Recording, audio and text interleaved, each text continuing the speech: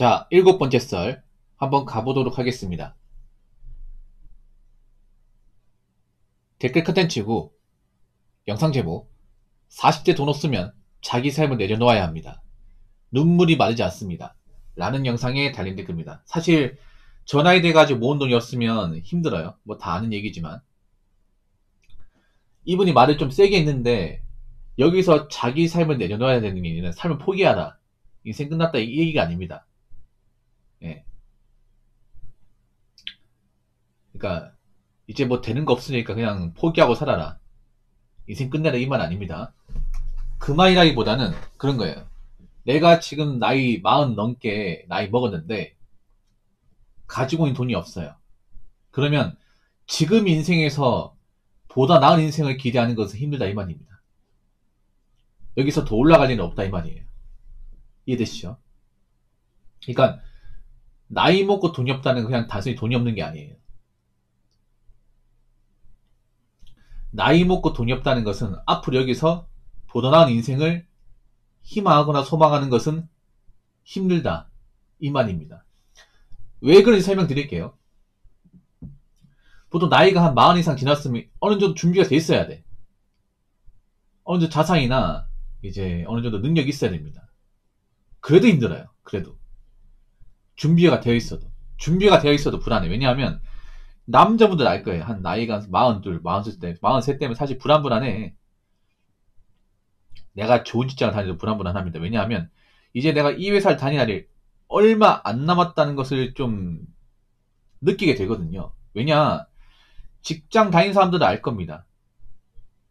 내가 한 42, 43 때면 내가 이제 짬가정 아니면 차장입니다. 보통 그 정도 되면. 그렇죠, 여러분? 근데 그때 이제 나랑 같이 다녔던 사람들이 점점 줄어들기 시작해요. 나랑 같이 입사했던 사람들. 뭐 예를 들어서 나랑 똑같이 입사한 그 동기가 있을 거 아니야? 분명히 우리 회사 들어올 때 한 15명 정도 입사했는데 남아있는 사람이 한 4명밖에 없어. 근데 최근에 또 나랑 같은 동기 중에 한 명이 또 그만뒀어요. 그럼 3명밖에 안 남아. 보통 그런 상황입니다. 그리고 만약에 단위 회사 어려우면 희망퇴직 이제 얘기가 나오는데 나도 이 희망퇴직 대상자 같아. 물론 나오고 싶진 않죠. 설령 내가 여기서 직장생활 버틴다 하더라도 앞으로 버틸 날이 얼마 남지 않았구나. 내가 회사에서 뭔가 신입 얻어가지고 뭐 진급을 잘하거나 부장이나 뭐 상무 여기까지 올라가면 모르겠지만 만약에 그럴 가능성이 없다면 내가 이 회사를 다니는 시간이 얼마 남지 않았구나, 이 생각을 하게 됩니다. 아마 중견 대기업 다니면도 이 생각을 분명히 할 겁니다. 요즘 우리 사업부 사정도 안 좋고 우리 회사 분위기도 안 좋은데 보니까 점점 퇴사 압박이 온다는 거 알 거야. 그럼 어느 정도 준비가 돼 있어야 돼. 준비가 되어 있어도 불안해요. 근데 내가 그 정도 나이 됐는데 가진 돈이 없어요. 뭐 이건 괜찮아요. 내가 아파트 좀 사느라 대출금 남아있는 건 괜찮아. 연끌이 아니면 괜찮아요. 예. 연끌하면 문제 되겠지만 내가 아파트 사는데 좀 대출 좀 받아가지고 대출금이 좀 남아있는 건 괜찮아요. 뭐 팔면 되니까. 근데 아무것도 없는 사람도 있어. 나이가 40 초반인데 집도 없고 뭐하는 돈도 없어요. 뭐 빚만 있는 사람도 있고. 사실 그 정도 됐으면 남은 생애에서 아마 지금보다 뭔가 좋아질 일은 웬만하면 잘 없을 겁니다. 이런 말 하면 힘 빠지죠. 분명히 이런 사람들 많아. 지금 보면 나이가 이제 40에 근접했다거나 40이 넘었는데 가진 돈이 없고 뭐 빚만 있고 이런 사람들이 생각보다 많아요. 사실 나이 먹고 돈이 없다는 것 자체만으로도 그 사람은 문제가 많은 사람이야. 왜냐하면 제가 전에도 얘기했지만 나이 먹었다는 건 뭐예요? 우리가 직장 생활을 그만큼 오래 했다는 거잖아. 누가 봐도 그렇지 않습니까? 남자든 여자든 간에 우리가 나이 먹었다는 거는 우리가 그 기간 동안 직장에서 일해가지고 돈 벌 수 있는 기회나 벌 수 있는 돈이 많았다는 거잖아. 근데 왜 돈이 없어요? 그렇지 않습니까? 우리가 정상적 직장 다니고 헛돈 안 쓰고 모았더라면 뭐 엄청 큰 돈 아니더라도 일정 정도의 자산을 쌓여야 돼. 직급도 있어야 되고. 근데 이 사람은 직급도 없고 돈도 없어요. 그럼 인생을 잘못 산 거죠. 객관적으로 잘못 산 거예요. 그러니까 나이 먹고 돈이 없다는 건 인생을 정말 문제 있게 산 거예요. 그렇게 문제 있게 산 사람이 갑자기 나이 먹고 인생이 잘 풀린다? 갑자기 인생 역전한다? 그런 경우 본 적 있습니까? 웬만하면 없습니다. 웬만하면. 그러니까 젊을 때 인생을 뭔가 잘못 살아서 나이 먹고 돈이 없는데 갑자기 남은 인생에서 뭐 갑자기 일이 잘 풀려가지고 사업이 잘 돼가지고 갑자기 막 큰 돈을 번다. 갑자기 뭐 인생 역전한다. 이런 케이스는 저는 본 적이 없고 앞으로도 없을 겁니다. 네. 그래서 나이 먹고 돈이 없다는 슬픈 게 그런 겁니다. 내가 여기서 뭐 노력한다 하더라도 여기서 내가 지금 상황을 한 번에 바꾸기는 힘들 것이다. 그리고 나이 먹으면 힘이 빠지고 일자리에 대한 기회도 줄어들기 때문에 내가 지금 이 나이 먹도록 열심히 살지 않은 대가를 앞으로 받을 수밖에 없다. 이 말입니다. 살 수 있어요, 여러분. 나이 먹고 돈이 없어 살 수 있는데 여기서 갑자기 인생이 좋아지고 뭐 편하게 살고 이런 일은 없다는 거죠. 앞으로 고생길이 좀 많이 널려 있다는 거지. 네. 그렇다고 뭐 인생 포기해라 이건 아닙니다. 자, 댓글 한번 읽어보도록 하겠습니다. 제일 중요한 걸 얘기 안 하시네요. 가족 중에 환자면 나와봐요. 아니 본인이 아프던가. 그냥 피똥 쌉니다. 저희 아버지 올해 66세로 폐암 말기로 돌아가셨습니다. 평소에 보험 좀 들어놔야지. 진단비 싼 거 하나만 들어가지고 병원비면 생활비며 발작도 심하고 소리 지르고 해서 아무 간병인도 못 쓰고 결국 가족 2명이 아무것도 못하고 1년 동안 붙어 있었습니다. 병원비가 몇천이고요. 생활비에 잡비에 돌아가시고 장례식장비 거기에 절에서 49제 하는데 700만원 거기다 재산도 없으셔서 빚이 더 많아서 한도 승인하는데 변호사 서임에 여기저기 쫓아다니며 알아보고 진짜 나이 먹으면 보험이라도 먼저 들어놓으세요. 아니면 가족들 그냥 같이 골로 가는 겁니다. 라고 적으셨습니다. 정말 좀 힘든 경험 하셨네요. 자, 아버지가 참 마지막 가는 길도 좀 고생 많이 시켰네. 이런 분들 많죠, 여러분. 여러분, 보통 집이 가난하면 문제가 있는 게 뭔지 아세요? 이상하게 집이 가난하면 집에 아픈 가족이 있어요. 아픈 가족. 물론 돈 많은 집안도 아픈 가족이 있긴 한데 상대적으로 봤을 때 보통 없는 집안에 아픈 가족이 있습니다. 아버지가 뭐 간암, 간경암, 위암, 대장암 아니면 엄마가 자궁암, 유방암 이런 케이스가 굉장히 많아. 그러니까 차라리 뭐 우리 집이 넉넉하지 못하면 가족이 아픈다고 건강했으면 다행이야. 근데 건강도 안 좋아요. 이게 사람 미칩니다. 가장 최악의 케이스야. 우리 집에 돈도 많이 없는데 가족이 아파. 근데 보험도 없어.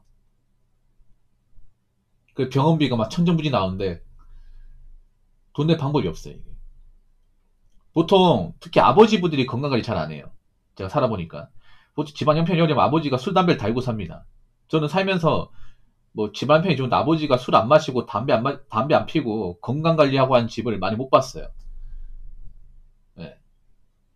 지금 여기 계신 분들 중에서도 아버지가 먼저 돌아가신 분도 있을 거야. 그럼 보통 아버지가 돌아가신 보통 폐암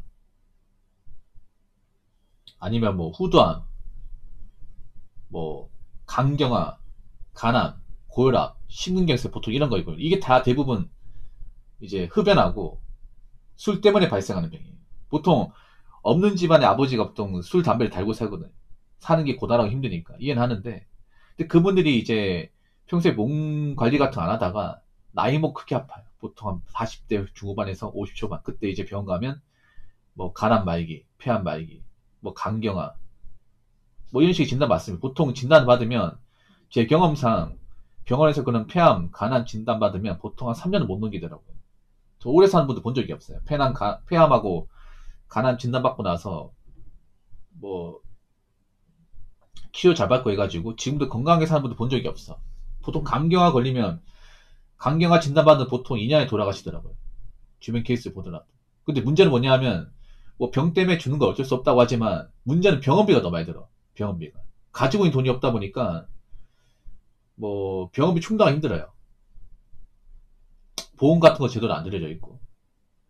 예. 보통 암 환자 이제 치료해보시면 아시겠지만 뭐 수술비도 많이 들지만 문제는 뭐냐 하면 약값이 많이 들어요. 항암제 이런 것도 많이 들어. 이게 보험을 들었다 하더라도 보험을 비껴가는 것도 있습니다. 예. 모든 보험이 다 케어가 되는 게 아니거든요. 예. 모든 약이 다 이 보험 적용 받는 게 아니야. 보험 적용 받는 게 있고 안 받는 게 있어. 그러면 안 받는 것도 많이 나와 이게. 예. 이 암이 무서운 게 그런 거예요. 암이 무서운 게 암 수술 받는다고 끝나는 게 아니라 수술 받고 나서 병원은 몇 달 동안은 이제 약물 치료, 항암치료, 그리고 이제 입원해야 된단 말이야. 그럼 간병인도 둬야 되고, 이때 돈이 진짜 많이 듭니다. 이때. 돈이 진짜 많이 들어. 이때 사람 미칩니다, 이게. 간병인도 전문 간병이 있잖아요. 간병이 이제 한 달 쓰면 한 4, 500 들걸요, 아마? 그것만 해도. 4, 500 들고. 항암치료 약값만 해도 달에 한 3, 4만 깨질 거야. 그러면 얼마야, 달에? 한 7, 800만 원 아닙니까? 평범한 집안도 감당하기 힘들어. 근데 우리 집에 돈이 없어.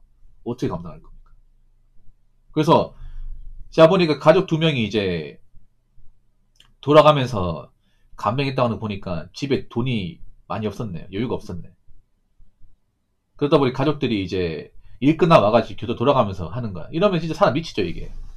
일도 힘들어 죽겠는데 집에 와가지고 또 옷 갈아입고 병원 가가지고 또 병수바 들여야 되고 또 아빠도 말을 안 듣고 이게. 고함 지르고. 스트레스 많이 받으면서 또 일은 안 할 수 없고 또 일을 해야 뭐 저 병원비랑 이제 이것저것 내니까. 이분은 막 1년 동안 정말 사는 게 아니었을 겁니다. 제 생각인데. 오히려 아버지 돌아가시고 나서 슬프다기보다는 후련했을 거야, 아마. 예. 뭐 가족들이 막 돌아가시는데 다 우는 게 아니야. 막 저렇게 아버지가 생전에 고생을 저렇게 많이 하잖아. 그러면, 아유, 그래, 잘 돌아가셨다. 아, 이제 끝이네, 이제. 아우, 이 지옥 같은 생활. 이제 안 해도 되는 거네. 아버지 해준 것도 없으면서 왜 이렇게 마지막까지 고생시켰습니까? 이제 그만하셔야죠. 이분은 오히려 아버지 돌아가시고 나서 후련했을 것 같아. 근데 아버지가 또 돌아가시고 나서 돈도 없다 보니까 이런 장례비용 같은 것도 엄청 많이 들고. 참, 이 돈 없는 집안의 현실입니다, 이게. 진짜. 남일 같지 않죠? 이런 거 생각보다 많아요. 많습니다. 그러니까 여러분도 이런 경험 안 하려면 평소에 뭐 보험 같은 거 있잖아. 뭐 암보험이나 간병인 병원도 개인적으로 필요한 것 같아. 예. 일단 뭐 실비보험, 암보험 같은 거 꼭 드시기 바라겠고. 그리고 없는 집안에서 건강관리 해야 됩니다. 없는 집안에서도 수담배 같은 거 하지 말고. 내가 돈이 없으면 아프면 안 됩니다. 큰 병 걸려서 아프면 안 돼. 몸이 재산입니다. 그러니까 내가 가진 게 없다고 나이 먹고 돈이 없다고 힘들어갈 술, 담배 의존은 살지 마시고 먹을 것 잘 챙겨가면서 건강이라도 지키시기 바라겠습니다. 남은 가족들한테 짐이 안 되려면. 무슨 말인지 아시겠죠?